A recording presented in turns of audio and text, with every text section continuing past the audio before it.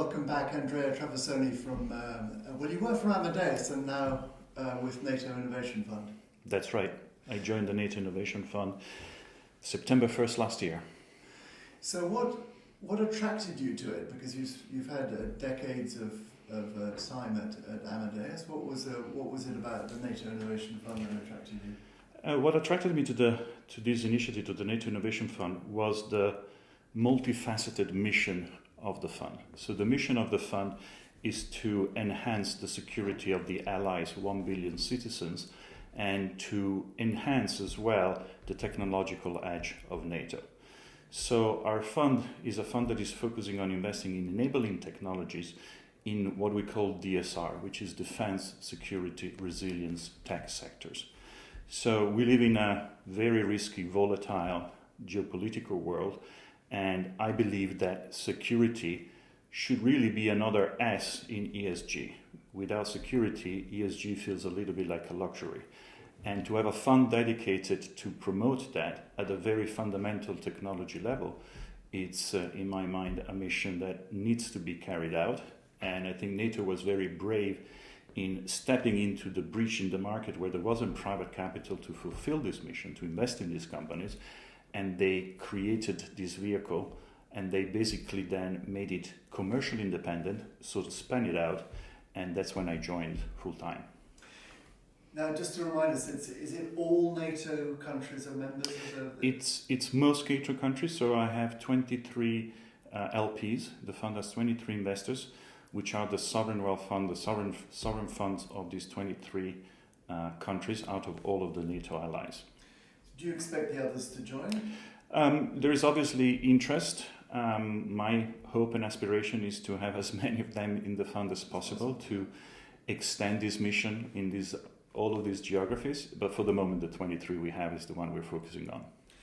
Now, we know that in venture capital, LPs have a certain return expectation. It's patient capital, but they're looking to make a good return in a risky investment sector. Is that the same motivation for the LPs here? Are they looking to make money? Of course, this is a commercial fund, and it's structured like a normal VC fund. And it is obviously taxpayer money, so we definitely are focusing on commercial return, and we are hoping to deliver first quarter commercial returns. Originally, the fund has 3 missions, or 3 goals, as we call it. First is commercial goal, which is exactly producing return. Second is what we call adoption. Basically, how can we invest in company where our LPs can adopt their technology faster than they're doing now? So basically give them access and fast pathway to adoption to technology that they cannot readily access at the moment. And the last but not least is capacity building. How can we build in these 23 nations in Europe deep technology expertise, strategic technology clusters that are innovating and they're growing, and they basically keep these technologies in these territories rather than migrate to either east or west, and so that these allies, these governments and commercial enterprises can have continuity of access and supply to these strategic technologies. Is it also offensive weapons, or is it only defensive? Our goal is to invest in companies that are called dual use. So dual use is a very well-known term. EIF has just issued a new fund of 200 million euros, I believe, to do dual use investing. Dual use means enabling technology that has an application in the commercial world as well as in the defense world, or at least has to have the potential to be in the defense world. So that's what we are really focused on. So think of it as semiconductors in AI, machine learning, they go across all sectors. Think of it as energy and renewable energy sources, energy grid resilience, materials. So think of it as at the foundational level, really at the emerging disruptive technology level, where these companies' customers have a product that can address both sectors. So should entrepreneurs approach you in exactly the same way as any other VC fund? Absolutely. They're already doing it. We have a website where they can contact us directly. There's the usual ways of connecting via LinkedIn or personal networks. The thesis of the fund has been successfully welcomed by many entrepreneurs, but the majority of the entrepreneurs and co-investors and advisor opportunity, because it's a sector that there needs to be a lot more investment in, not only for the obvious reasons that are around security and resilience, but also because there is an investment gap that we're filling.